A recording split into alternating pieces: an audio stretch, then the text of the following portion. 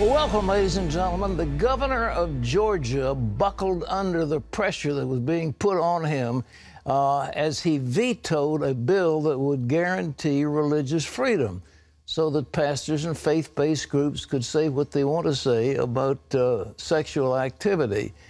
The next target for gay activists is the state of North Carolina. A powerful coalition of corporate leaders and activists is fighting to undo a bathroom bill there. They say it's about equality, but critics say they're harming people of faith and the public good. Ephraim Graham reports.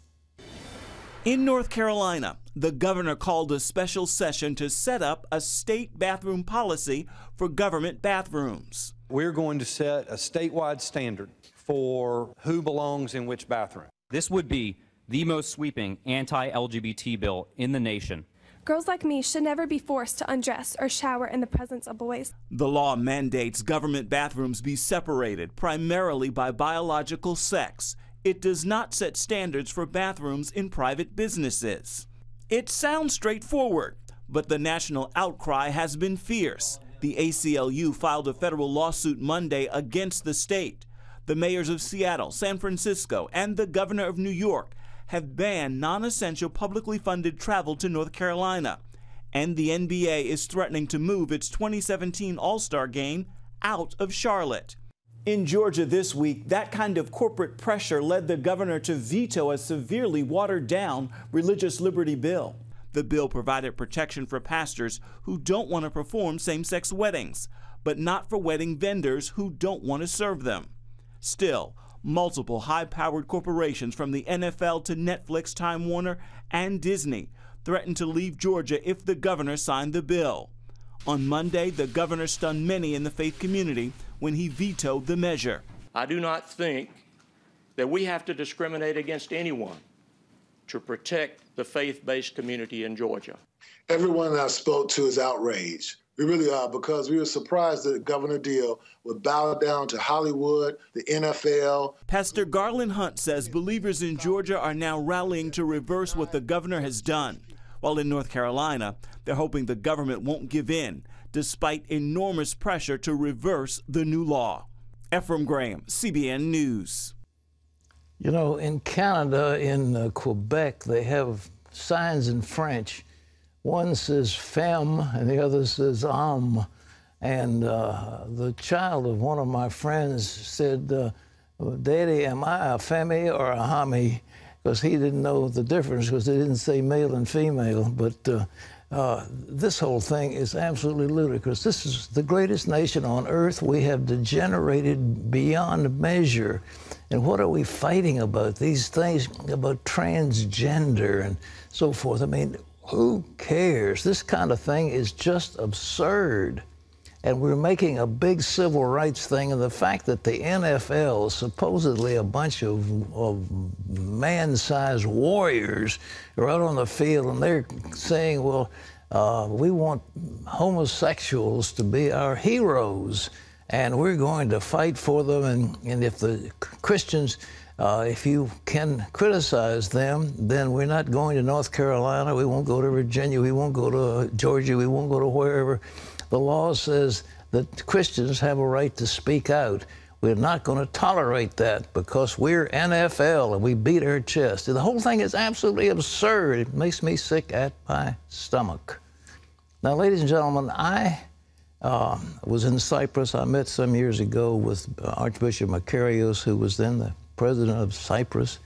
It's a lovely little area, and they've had some struggle between Greek and Turk, but they've got nothing to do with Egypt. So this crazy man in Egypt hijacked a plane. Now, it doesn't look like he's part of the Muslim Brotherhood. It doesn't look like it has anything to do with terrorism. The man says, well, I've done it for love because my girlfriend is in Cyprus. John Jessup has more. Pat, some frightening moments for the passengers and crew, but officials say the motive wasn't terror. Yet the hijacker did force the plane to fly to Cyprus, where he was later arrested. Though the incident follows a bombing of an Egyptian airliner late last year, raising more questions about airline security in the region. Here's Del Hurd with more. An Egyptian man hijacked a plane bound from Alexandria to Cairo today. He reportedly threatened to blow it up and forced it to land on the island of Cyprus. The hijacker apparently asked authorities to contact a local woman and deliver an envelope to her. Authorities convinced the man to release most of the plane's 55 passengers, 8 of whom were American. But Egypt Air reports that 4 passengers and the flight crew were held aboard before the arrest. The reality is that we have a hijacker on board of a plane. We are not sure whether what he has is a true bomb or threat to the aircraft, but we are dealing with it as a real threat. The hijacking highlights the issue of safety at Egyptian airports once again. Just 5 months ago, a Russian passenger aircraft crashed after taking off from an Egyptian Red Sea resort. ISIS later claimed responsibility for the bomb that took down that plane. Dale Hurd, CBN News. Thanks, Dale. A Jewish leader in Belgium says last week's bombings in Brussels can be linked to increased anti-Semitic attacks. The president of the Belgian League Against Anti-Semitism tells the Jewish Week newspaper that Jews are the canary in the coal mine. He points to violent attacks against the Jewish community there since 2000, saying it's been a sign of rising radical Islam. And as Chris Mitchell reports from Brussels, others agree the roots of the Belgian danger began a long time ago. When Islamic terror struck the heart of Brussels, the timing fooled authorities. But for others, it wasn't a total surprise. Everybody knew that the next attack was only a question of when, not if. Daniel Swarmenthal says the roots of Belgium's problem go far beyond March 22nd. The roots are really a violent ideology that is spreading among Muslim communities. What we see here is that a nexus exists between Salafist ideology funded and sponsored, and it goes back to the 1960s already, by Saudi Arabia and other Gulf countries and elements within these countries. This mosque in the heart of Brussels is one example of how money from Saudi Arabia and other Gulf countries is being used to spread Wahhabism, a brand of Islam where ISIS got its roots. Some see this way of spreading the Muslim faith as even more dangerous than the violent strategy of the Islamic State. That have really managed to turn around a once moderate Muslim community into what we now have a hotbed for radical Islam. The religion of Islam, which is actually more a political ideology than a religion like Christianity or Judaism, yeah, we kind of embraced it. Conservative Sam Van Rooij says when Belgium and the rest of Europe enacted its open-door policy decades ago, it didn't realize the consequences. You can build your mosques, you can have your Quran, and you can worship your God here and do everything. And of course that was a major mistake, because if you start doing that, then Sharia law will follow sooner or later, and jihad, violent jihad, will follow sooner or later. Van Rooij warns the problem runs deep. It's very deep. I mean, we have cities and areas in Belgium and also in other countries in the west of Europe where Muslims are a majority, and these cities and areas are really Islamized. If you walk there as a woman not dressed in a Muslim way, then the chance is very big that you will get harassed or attacked or whatever. Or if you're a Jew walking there, then the chance is very big you will get attacked. So that is Islamization. The Jews of Belgium are particularly concerned. You don't have an evening with friends without someone raising the issue. Should we stay? Can we stay? Can we stay, and don't we have a responsibility towards our children? Is there a future for them in this country where our parents put down their luggage? Teitelbaum says the threat to the Jews is just the beginning. We had been facing those attacks because Jews are usually the first targets, but never the only target. Swarmenthal says the ultimate goal of these violent attacks and Islamization is global Islam. It's to create a caliphate. It's to, in their mind, clearly, there needs to be an Islamist rule, certainly in what is now the Muslim world, but even beyond. In the end of the day, they believe that also Belgium and Britain and the United States need to be part of it. There is only one truth in their mind. Chris Mitchell, CBN News, Brussels, Belgium.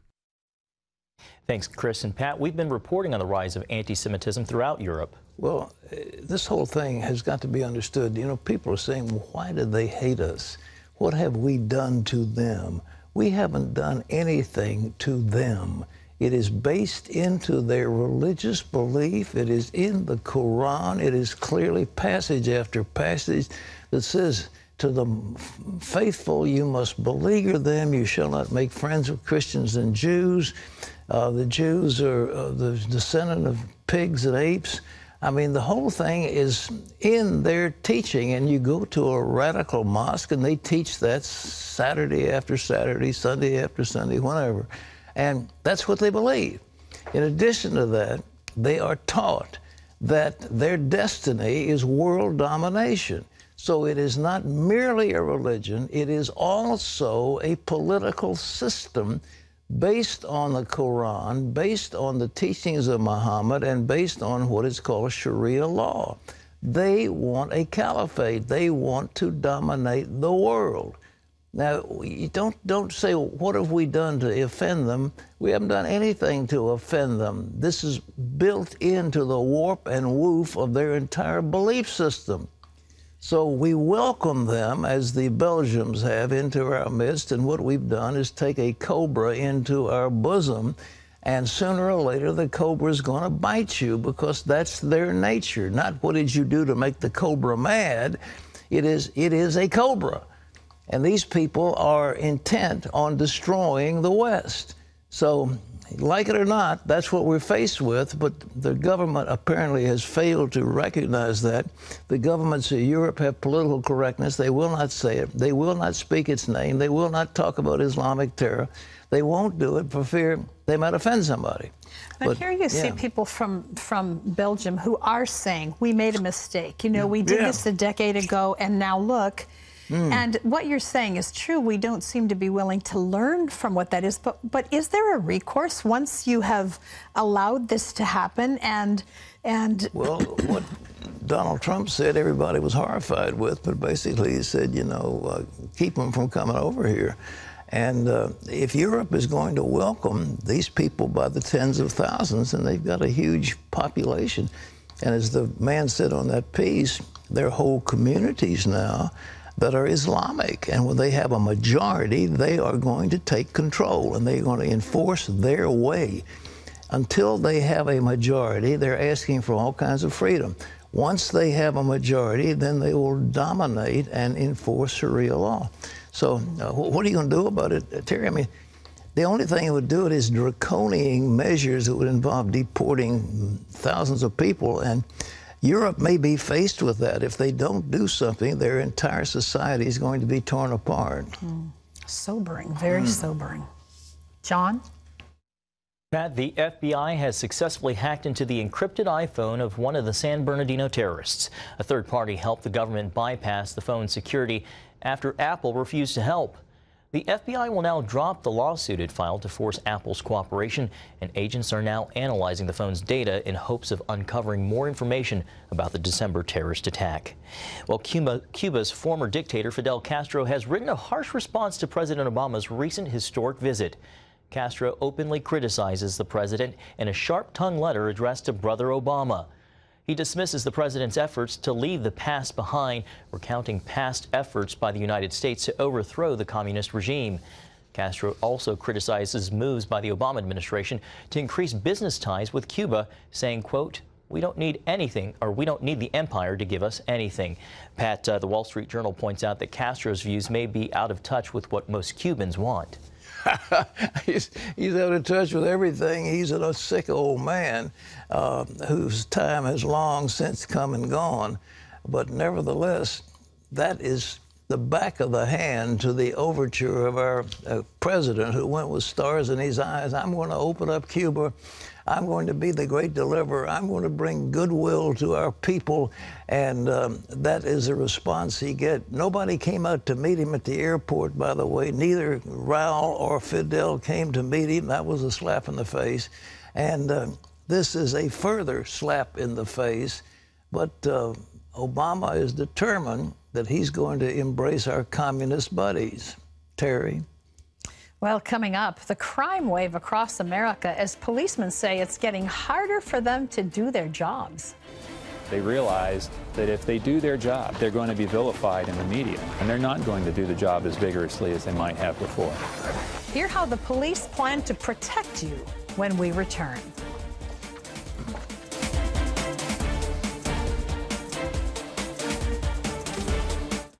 We're going to prove once and for all that God is dead. I'm not going to be afraid to say the name Jesus. If we're going to insist that a Christian's right to believe is subordinate to all other rights, then it's not a right. Rated PG. I was 28 years old when I felt my first lump. I found out I had breast cancer. I began to pray and ask God to show me the way. Cancer Treatment Centers of America helped me manage the side effects of my treatment. That integrative approach helps our patients to get through their treatment. If you or someone you love is fighting cancer, go to cancercenter.com/faith. Going through cancer is very difficult. I feel like God had it all planned out. Cancer Treatment Centers of America. Appointments available now. It is amazing to see. The revolutionary new way to fight cancer. I haven't experienced any of those side effects. And it only takes a couple hours. And then the treatment is done. And then one man rises from the ashes. Plus, a bad slip. I went down in no time flat. And a busted hip. I was seeing stars. Now see her stand tall. It's just awesome. It's awesome. On tomorrow's 700 Club.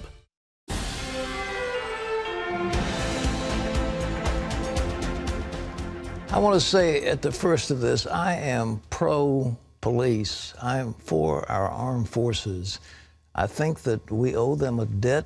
These are brave men and women who are keeping us safe and repressing evil. I am not for police brutality. I'm not for put-up offenses. I'm not for people who are being railroaded into jail. I think some of that is appalling. But what I do think is that we owe the police a debt of gratitude, and they need to be honored and respected. Well, they're not anymore in so many cities, and they call it the, quote, Ferguson effect, a growing animosity against police from the communities that they have been pledged to serve. As law enforcement officers endure intense scrutiny, they're also facing a spike in violence. And some say the thin blue line is being stretched to the breaking point. Our Chuck Holton has got this story. Joe Collins is a husband and father of two boys who lives in Blacksburg, Virginia. He's a veteran of both the Marines and the U.S. Army, and he's seen plenty of combat.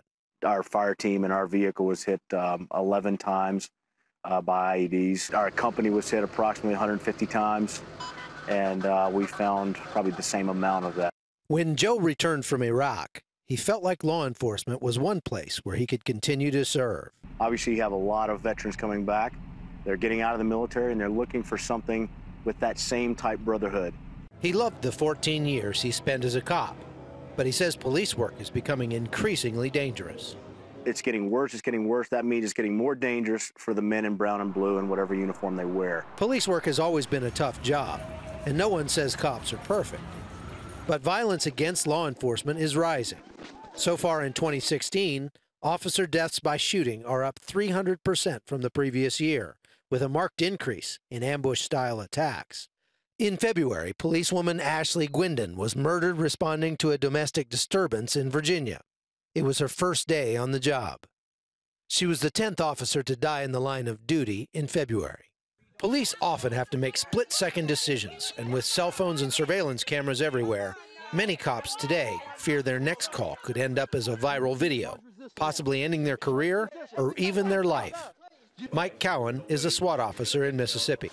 I do think that there's certainly some hesitation, and I'm a firm believer hesitation will get you killed. There's certainly a willingness to let things slide maybe a little more because it's not worth the paperwork. It's not worth having to try to explain yourself because people don't feel like they have the administration's backing or they're concerned of what the press is going to do with it. Michael Wood is an author and contributor to the website Police One. I think there's a degree of difference in the lack of support that officers are getting today compared to what their grandfathers had several generations before. It has a chilling effect on these officers when they realize that if they do their job, that they're going to be vilified in the media, and they're not going to be supported by their agencies, and they're not going to do the job as vigorously as they might have before. When you talk about some of these big nationwide events and all the press that they've gotten, one of the things that seems to get lost on the media is that these guys were criminals, and they were resisting law enforcement. I would venture to say that the large percentage of law enforcement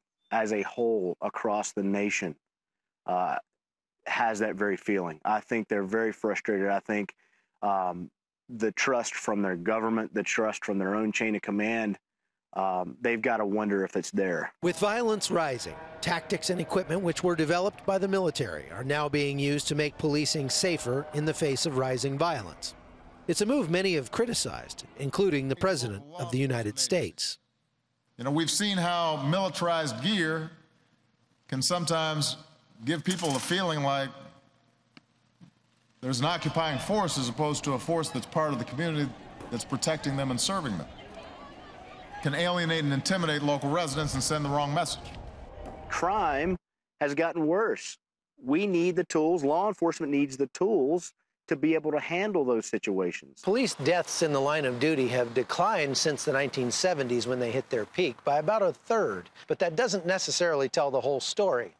Battlefield technologies developed in Iraq and Afghanistan have trickled down to police departments across the country, and that means that an officer who's involved in a shooting has a much better chance today of survival and a much lower chance of ending up on a memorial like this one. While cops are being subjected to increasing restrictions, they're also being asked to carry out a wider range of duties than in the past. We want him to be an enforcer of the law. We want him to be an attorney. We want him to be a marriage counselor. We want him to be a peer counselor. We want him to be a father figure for somebody. We want him to be able to tell directions at the same time that we want him to be able to shoot somebody and keep them from killing your family. Our job is to enforce the law. If you don't like the way the laws are, vote in somebody different and get the laws changed and do it the legal way. Let our officers do their job, for crying out loud. Start respecting the people that provide you the safety and security in your home at night. Chuck Holton, CBN News. Excellent piece, Chuck. You know, you see that thing in Ferguson. It was so clear. Here you've got a great big overaged or oversized teenager who's hopped up on some kind of stimulant, and he goes into a convenience store and starts robbing it. Then he hits the clerk who tries to stop him and goes walking down the center of the road, interfering with traffic. When a police officer tries to apprehend him and stop him from that kind of conduct, this big guy in Ferguson tries to get the cop's gun away from him, and they end up in a wrestling match, and at some point along the way, the cop shoots this so-called giant of a man. Well, he's been breaking the law. He's been terrorizing people. He's been robbing a convenience store. And the cop should have done something.